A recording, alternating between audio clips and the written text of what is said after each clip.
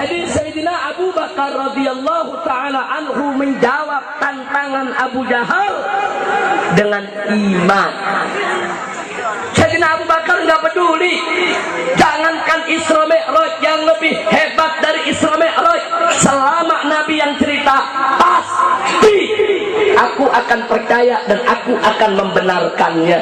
Itulah karenanya Sayyidina Abu Bakar dijuluki dengan julukan As-Siddiq.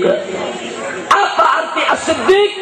Orang yang jujur dengan imannya, orang yang jujur dengan Islamnya, orang yang membenarkan Nabi tatkala orang lain mendustakannya, orang yang percaya kepada Nabi tatkala orang lain mencemoohkannya.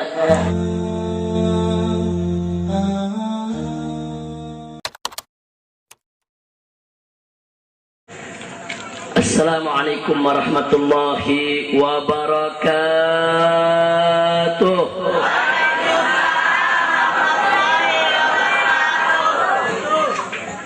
Bismillah walhamdulillah wassalatu wassalamu ala rasulillah wa ala alihi wa sahbihi wa mawala.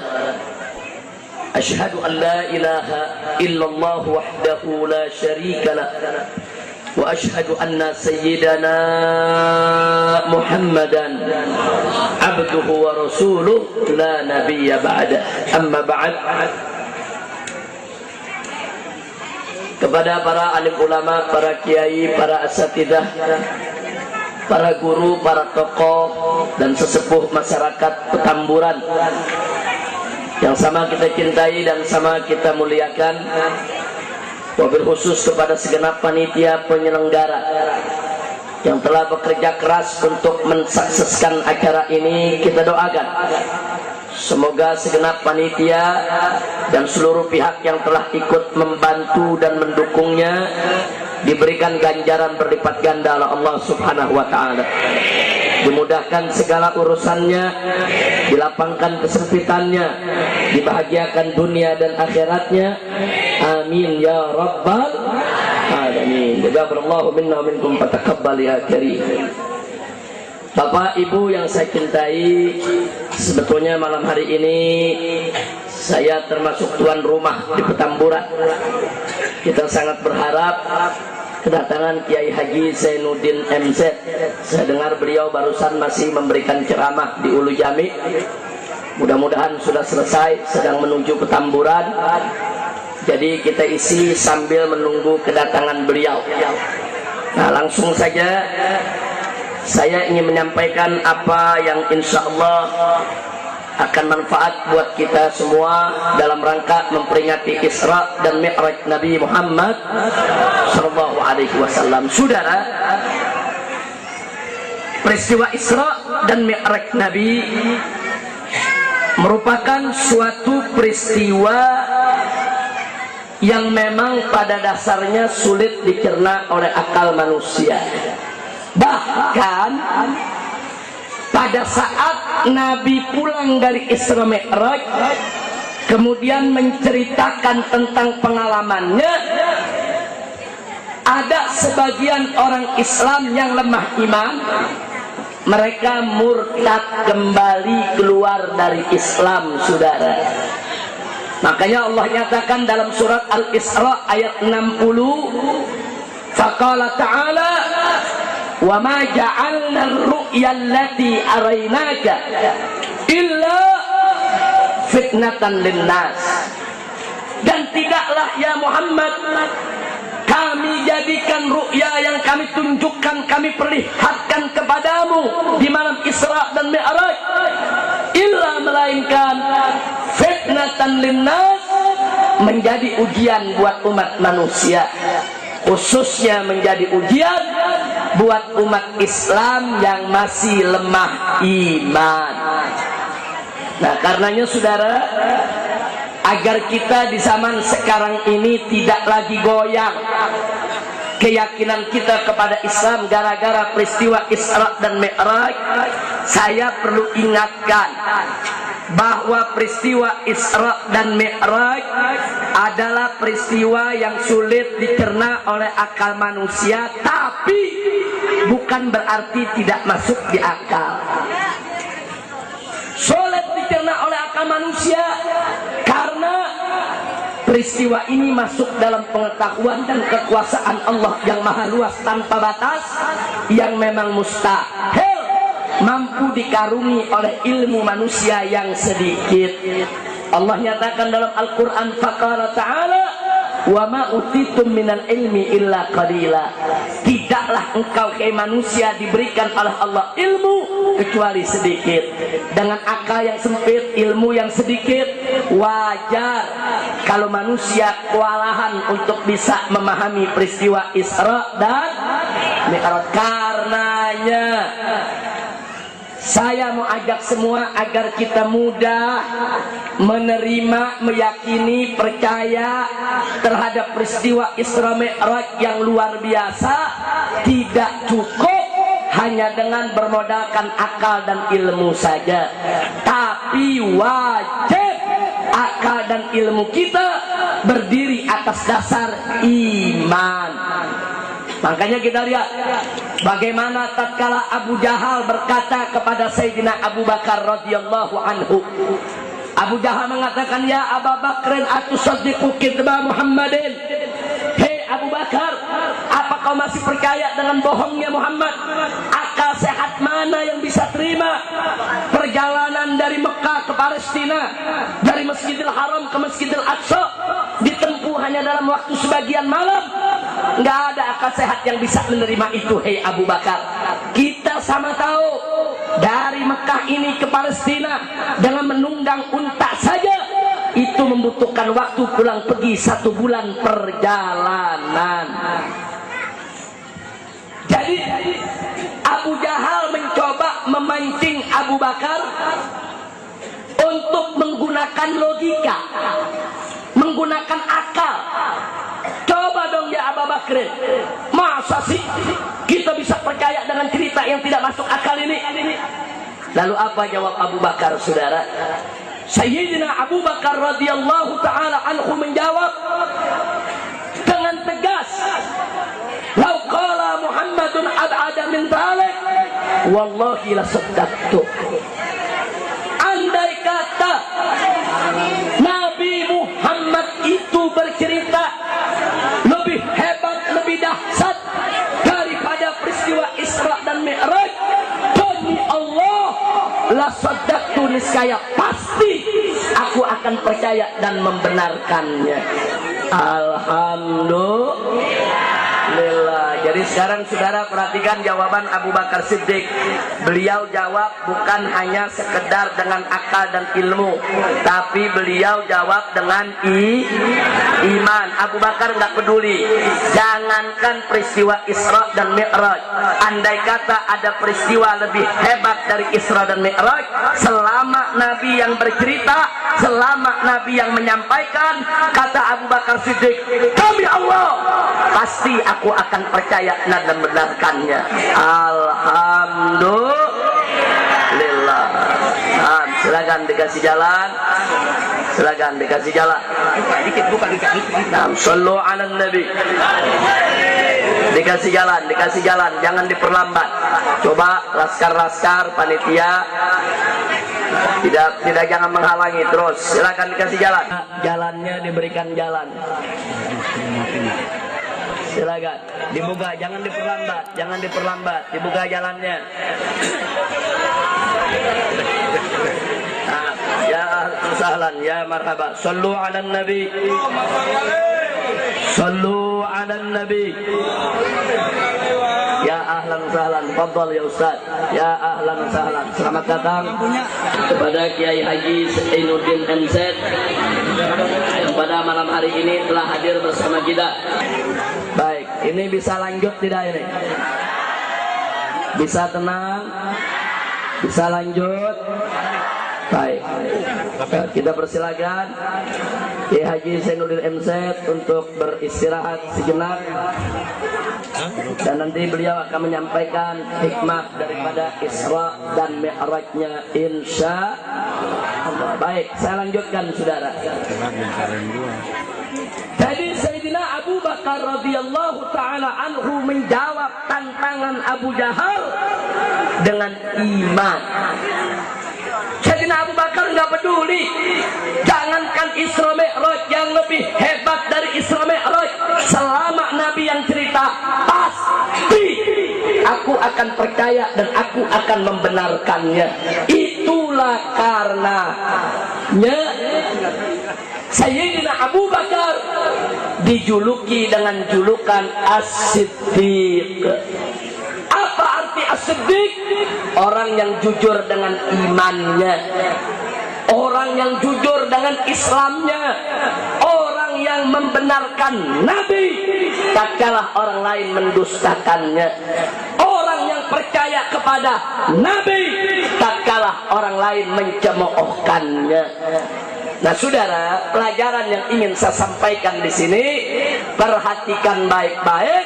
Sayyidina Abu Bakar Siddiq radhiyallahu taala anhu mengajarkan kepada kita untuk bisa menerima kebenaran peristiwa Isra dan Mi'raj. Tidak cukup hanya dengan akal dan ilmu saja, tapi harus dengan iman. Iman mampu menjawab yang nggak mampu dijawab oleh akal. Iman mampu untuk menerima dengan segera yang sulit masih diterima oleh akal. Iman mampu untuk melakukan keajaiban yang nggak mampu untuk dilakukan oleh akal, saudara. Iman. Nah, makanya ibu bapak di sini tolong sekali lagi, apa-apa yang datang dari Al-Quran, dari As-Sunnah, apa-apa yang datang dari Allah dan dari Rasulullah, jangan dikomentari dengan akal dulu. Terima dulu pakai iman, yakini, percaya, amalkan. Titik. Kalau kita banyak protes dengan akal, hati-hati. Berapa banyak orang tergelincir karena tak mampu untuk menggunakan akalnya.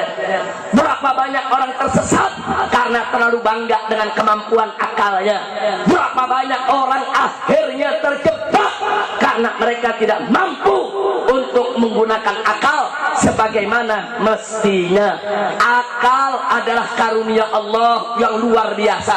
Akal wajib untuk kita syukuri, tapi akal untuk menggunakannya ada sistem, ada metode, ada syarat, ada batasan yang nggak boleh kita langgar, saudara.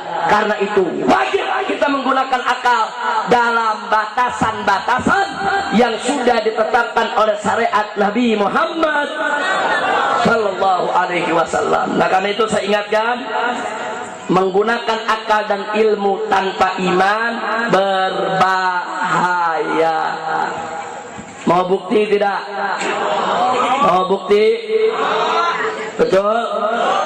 Terkait Zainuddin keburu pulang lagi. Masya Allah. Tapi nggak apa-apa, udah ada laskar di belakang siap ngiket. Ya, biarkan beliau, Masya Allah, beliau sahabat saya, hari ini datang ke Petamburan. Ahlan wa sahlan, nawartumuna, tasarraftumuna. Mudah-mudahan akan menjadi keberkahan buat kita semua. Amin ya Rabbal Alamin. Baiklah saudara, saya sampaikan sekedar bukti Pak Bu ya. Setelah itu saya cukupkan dan akan kita serahkan kepada Kiai Haji Zainuddin MZ untuk melanjutkan pengisiannya. Bapak Ibu, menggunakan akal tanpa iman, hati-hati. Mari kita lihat Pak Bu ya. Dalam aturan syariat, air mani, sperma dalam mazhab Syafi'i suci, tidak najis. Air kencing najis. Betul. Keluar air mani wajib mandi. Betul. Keluar air kencing tidak wajib mandi. Betul. Yang wajib istinja, cebok. Kalau mau diangkat hadasnya cukup berwudu. Betul. Ini aturan syariat. sekali lagi saya sampaikan, ini aturan syariat, itu yang diatur oleh Allah dan Rasulnya, itu yang diatur oleh Al-Quran dan Al-Hadis, itu wajib untuk kita terima dan kita amalkan. Hati-hati kalau pakai akal, saudara. Kalau pakai akal, akal akan protes, saudara. Pertama, nih kalau pakai akal nih, air mani suci, air kencing najis. Kalau yang suci aja wajib mandi, apalagi yang najis. Lu pakai akal dah. Yang suci aja wajib mandi, apalagi yang najis. Maka kalau pakai akal, kesimpulan hukumnya, yang suci saja wajib mandi, maka kalau keluar air kencing yang najis, lebih wajib untuk mandi. Jadi setiap kencing wajib mandi. Sehari 10 kali kencing, 10 kali mandi, jadi mujair.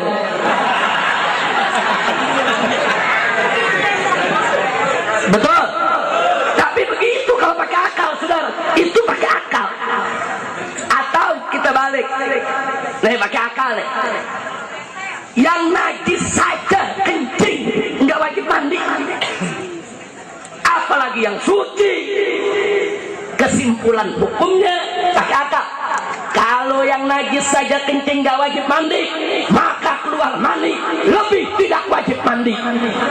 Jadi setiap keluar mandi nggak usah mandi, ngepet-ngepet. Ya Allah, itu kalau pakai akal. Coba lihat kalau pakai akal, coba lihat saudara, begitu kan? Pakai akal. Tapi syariat nggak mau begitu. Syariat ngatur keluar air mani yang suci wajib mandi, keluar air kencing yang najis tidak wajib mandi. Titik aturan syariat. Terima dulu pakai iman. Ya Allah, amanna billah wa bima jaa anillah ala muradillah. Amanna bi Rasulillah wa bima jaa an Rasulillah ala muradi Rasulillah. Amanna bis syariah wa saddaqna bis syariah. Pokoknya kita beriman kepada Allah, kita beriman kepada Rasul, kita beriman kepada apa yang datang dari Allah dan Rasul, kita percaya kepada syariat. Titik. Terima dulu pakai iman, jangan protes pakai akal dulu. Terima. Habis terima, baru akal kita boleh nanya, tapi kenapa ya kok yang najis keluar tidak wajib mandi, yang suci wajib mandi? Boleh kita tanya. Lalu bagaimana jawabnya? Jawab pakai ilmu, saudara. Iman, akal, dan ilmu. Nah begitu pakai ilmu, apa jawabannya, saudara? Oh iya ya, kalau kencing sehari semalam kan bisa berkali-kali. Yang normal bisa 5-6 kali, kalau beser lebih. Iya ya. Coba kalau diwajibin mandi, ma Allah, alangkan susahnya hidup ini. Ayo jujur, kalau diwajibin mandi setiap kencing, susah gak hidup? Susah gak hidup? Pantes Allah nggak wajibin, Allah sayang kita supaya kita nggak susah, saudara. Nah kalau keluar air mani kan nggak tiap hari, paling-paling pengantin baru. Kalau yang bukan pengantin baru, saudara, seminggu sekali aja udah bagus. Itu dia banyak bini ngegerutu. Coba lihat, saudara, kalau keluar mani kan ada yang seminggu sekali, ada yang sebulan sekali, sekali-sekali diwajibin mandi, tidak merepotkan. Betul? Pantes, ternyata syariat masuk akal tidak? Masuk akal tidak? Ada lagi yang kedua, oh iya ya, orang kalau keluar air kencing kan nggak nguras tenaga. Emang ada orang kencing ngos-ngosan? Betul? Ada yang ngos-ngosan kencing batu. Iya kalau kencing batu, oh kelojotan. Orang justru kalau nahan kencing nggak ada enaknya, betul? Begitu kencing lega tidak? Plong tidak? Enak tidak? hilang. Sehingga kalau orang kencing cukup istinja, bersihin dari najis. Kalau mau lebih segar, wudhu, selesai. Subhanallah. Pantes kalau keluar air kencing nggak wajib mandi. Orang nggak ada tenaga yang hilang kok. Tapi kalau keluar air mani, waduh, ngos-ngosan. Apalagi yang jantungan. Udah jantungan keluar mani, berubah. Masih bagus kalau nggak putus jantungnya. Betul? Udah jujur aja dah, jujur. Lu ada ibu-ibu malu lagi lu. Betul? Jujur aja, kita kalau keluar air mani, tenaga terkuras gak? Lemes gak? Ngaku. Ada nggak minum obat kuat? Rubek, obat kuatnya bagaimana? Urusan Ustaz Zainuddin. Kalau saya jangan nanya-nanya tuh, urusan Ustaz Zainuddin. Kira-kira jelas tidak? Jelas tidak? Nah saudara, kalau orang capek, orang dari pagi kerja sampai sore naik metro mini, gengket-gengketan orang, buketek lagi sudah. Pulang capek, lelah, obatnya apa? Mandi. Obatnya apa? Kenapa? Karena dengan mandi akan memulihkan tenaga. Begitu juga orang yang mengeluarkan mani. Lesu, hilang tenaga, bagaimana supaya segar? Mandi. Subhanallah. Pantes keluar mani, wajib mandi. Nah, maka itu saya mau tanya, kalau begitu aturan syariat masuk di akal tidak? Masuk di akal tidak? Alhamdulillah. Jadi jangan main akal-akalan dulu, terima dulu pakai iman. Ini aturan Allah, terima, saya beriman, saya percaya. Aturan Allah pasti benar. Setelah itu akal boleh nanya, nggak apa-apa, silakan tanya. Kenapa keluar yang najis tidak wajib mandi? Kenapa keluar yang suci justru wajib mandi? Ada apa? Jawab pakai ilmu, saudara. Akal dan ilmu yang diikat dengan iman, dia akan melakukan cara berpikir yang benar. Dia punya nalar akan benar, sehingga akal dan ilmu tidak akan menentang syariat Islam. Alhamdulillah. Kira-kira jelas tidak? Jelas tidak? Kalau nggak jelas kelewatan. Masya Allah. Baik, satu lagi supaya lebih jelas. Saya mau tanya, sholat 5 waktu wajib tidak? Puasa Ramadan wajib tidak? Yakin? Percaya? Baik, dalam urutan rukun Islam, puasa dulu atau sholat dulu? Jadi kalau begitu mana lebih wajib, puasa atau sholat? Puasa atau sholat? Betul? Nah kemudian saudara, Siti Aisyah kasih kabar. Sayyidatuna Aisyah radhiyallahu taala anha ngasih kabar, kata beliau, kunna nahidu inda ahdi Rasulullah fanu'mar biqada'is shaumi wala nu'mar biqada'is shalah. Kata Siti Aisyah, dulu nih kami perempuan di zaman Nabi haid, menstruasi. Nah kalau kami sudah menstruasi, Nabi memerintahkan kami untuk mengkodok puasa Ramadan yang kami tinggalkan karena haid. Tapi kami nggak diperintahkan untuk mengkodok sholat yang kami tinggalkan semasa haid. Saudara, ini aturan syariat, betul? Saya mau tanya ibu-ibu, kalau lagi haid boleh puasa gak? Boleh sholat gak? Nggak boleh. Baik, kalau lagi haid datang Ramadan, nggak puasa Ramadan karena haid, setelah itu nanti sudah suci lewat Ramadan, wajib kodok tidak? Wajib kodok tidak? Tapi sholat-sholat yang ditinggal karena haid wajib kodok tidak? Ini aturan syariat, betul? Terima dulu pakai iman.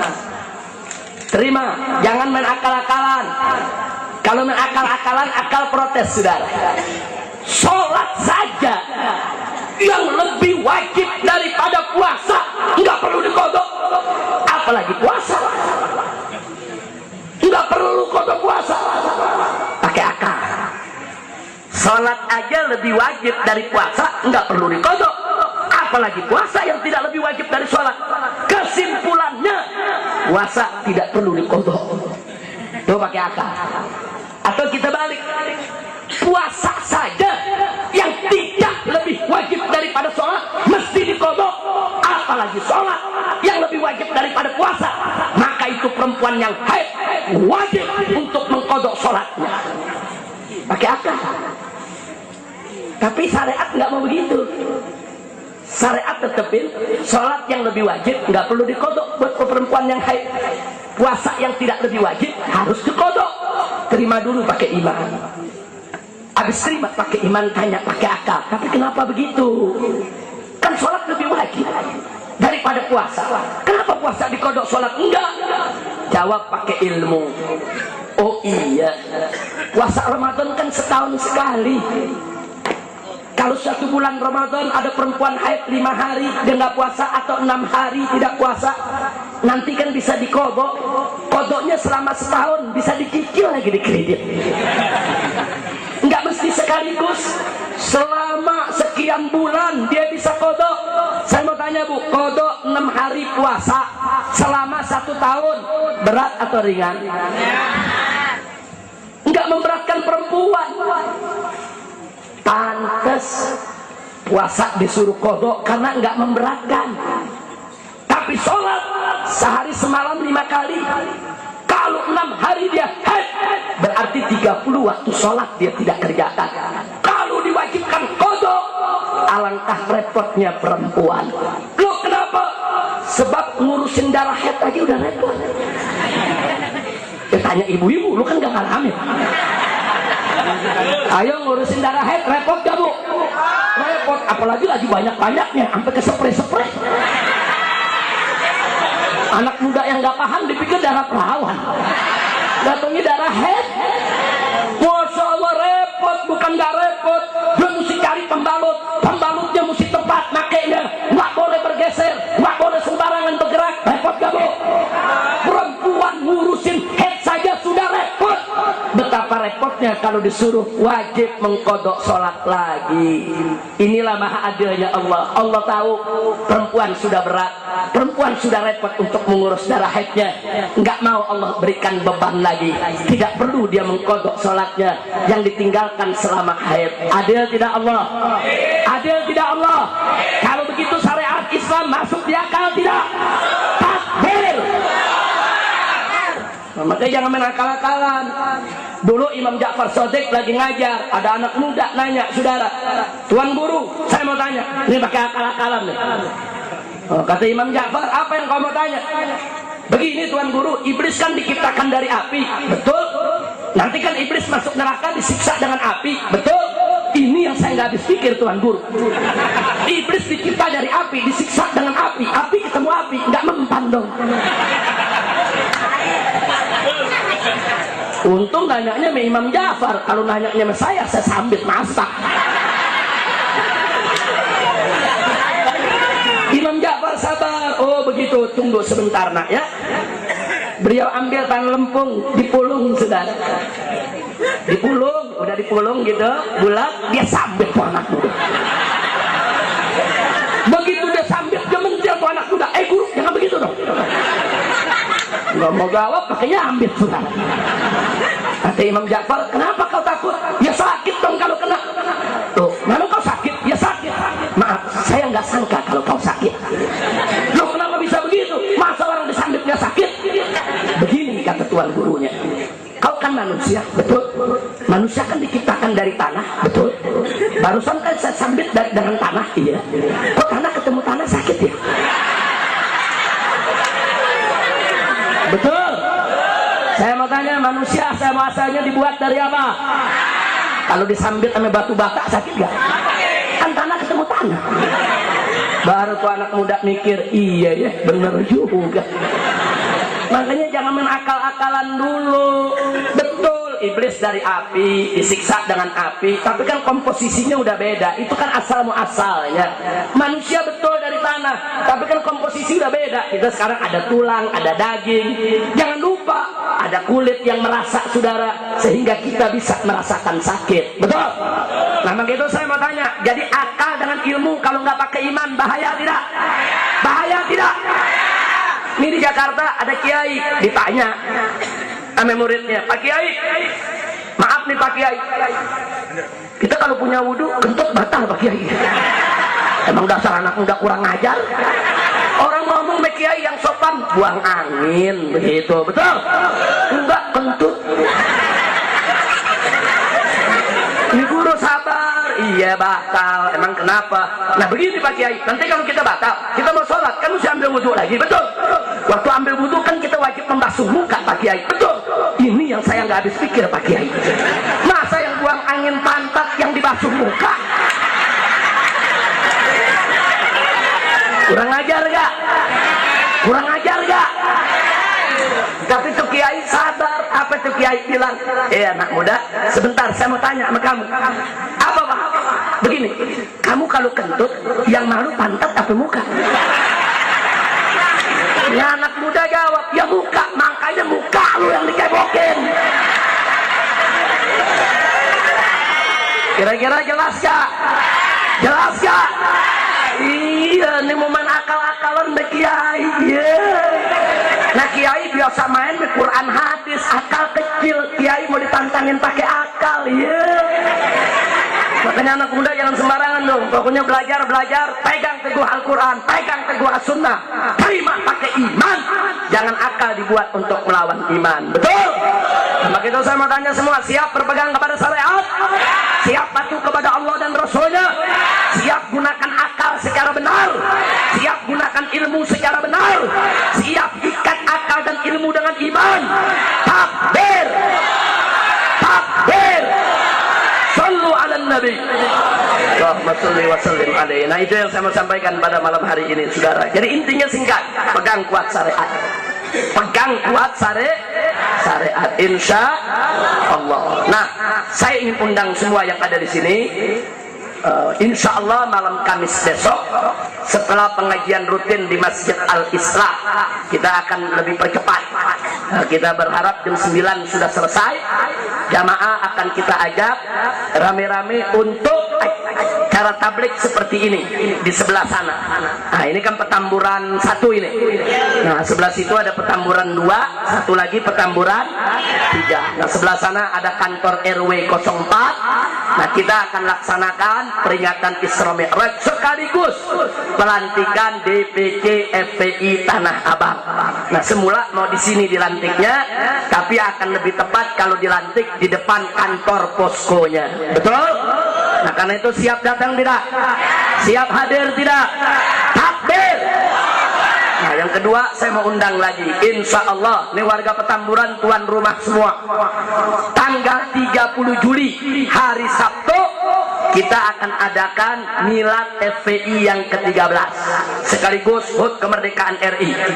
Kita akan sholat subuh berjamaah, baca burda, baca Hizbun Nasr, wirid, dzikir dan lain sebagainya, dan ada tausiah sampai jam 9 pagi. Nah jam 9 pagi kita sarapan dulu sama-sama semua. Setelah itu rame-rame kita akan adakan pawai untuk mengepung istana. Istana siapa? Istana Jenderal Susi. Kok ketawa lu? Lo untuk apa Habib? Untuk perang? Bukan. Untuk kudeta? Bukan. Untuk ribut? Bukan. Untuk anarkis? Bukan. Untuk menggulingkan? Bukan. Untuk revolusi? Bukan. Tapi untuk menyampaikan 3 tuntutan. Pertama, sehubungan menyambut datangnya bulan Ramadan, kita akan minta kepada Presiden untuk membuat peraturan di tingkat nasional agar seluruh tingkah laku kegiatan yang menodai, yang mencoreng kemuliaan bulan Ramadan tidak boleh diizinkan di seluruh Indonesia. Betul? Karena itu acara televisi nggak boleh ada buka-bukaan tari-tarian erotis saudara. Begitu juga diskotek, begitu juga panti pijat, apapun yang menodai kemuliaan bulan Ramadan harus dilarang secara resmi oleh Presiden di seluruh Indonesia. Setuju tidak? Dukung tidak? Insya Allah. Yang kedua, kita akan minta kepada Presiden untuk melarang buku-buku buku liberal diedarkan. Sekarang ini hati-hati, di pasar banyak buku-buku liberal dijual, saudara. Itu buku-buku liberal, dia hina Islam, dia hina Nabi. Nanti malam Kamis besok akan saya bawa bukunya, akan saya jabarkan satu persatu bagaimana mereka menghina Islam dan menghina Nabi, saudara. Pak, Bu, dulu di zaman Soeharto dengan segala kekurangannya tidak ada buku-buku yang menghina Islam boleh terbit, saudara. Betul, betul. Sekarang saudara katanya era reformasi lebih bagus daripada zaman Soeharto dulu. Ternyata buku-buku yang menghina Islam diterbitkan, diedarkan, diperjualbelikan, biadab. Dan ini harus kita tuntut, tidak boleh dibiarkan. Setuju? Setuju? Yang terakhir, yang ketiga, kami akan minta sekali lagi Presiden untuk segera menerbitkan Kepres pembubaran Ahmadiyah. Saudara, gubernur-gubernur udah pada berani larang Ahmadiyah di mana-mana. Nggak ada alasan lagi bagi Presiden untuk takut membubarkan Ahmadiyah. Betul? Itu di Banten, saudara, gubernur perempuan. Bu, gubernur Banten perempuan, betul? Tapi walaupun perempuan, nyalinya macan, Bu. Perempuan nyali macan, dia keluarkan SK, saudara. SK larangan Ahmadiyah seprovinsi Banten. Masya Allah. Saya mau tanya, bagus tidak? Salut tidak? Bagus tidak? Gubernur perempuan berani, presiden lelaki nggak berani. Ayo saya mau tanya, jujur jawab. Semuanya jawab jujur. Perempuan berani, laki nggak berani. Apa namanya? Apa namanya? Apa namanya? Emang sekarang lagi zaman banjir. Ada orang siang namanya Toto, malam jadi Titik. Siang Tono, malam jadi Tini. Jangan-jangan Susilo jadi Susi kali ya. Ini dia nih, betul. Gubernur Jawa Barat, itu Jawa Barat sarangnya Ahmadiyah, saudara. Gubernur Jawa Barat berani keluarkan peraturan gubernur, Ahmadiyah dilarang seprovinsi Jawa Barat. Bagus tidak? Bagus tidak? Itu gubernur Jawa Barat, saudara, badannya kecil, nyalinya segede gajah.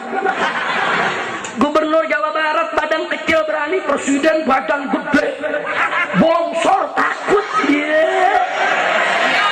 Ini kalau orang Petamburan bilang gedong, gede dongok. Udah dah, cukup segitu aja dah. Urusannya bubar dari sini, tangkap semua. Emang polisi udah nungguin dari sana tuh. Masya Allah, udah cukup. Ustaz Zainuddin istirahatnya udah cukup, Ustaz. Nah, dari saya cukup sekian. Maka itu saya mau tanya nih, kira-kira nanti Milad FPI mau hadir tidak? Siap datang? Siap jadi tuan rumah? Siap kepung istana? Takbir!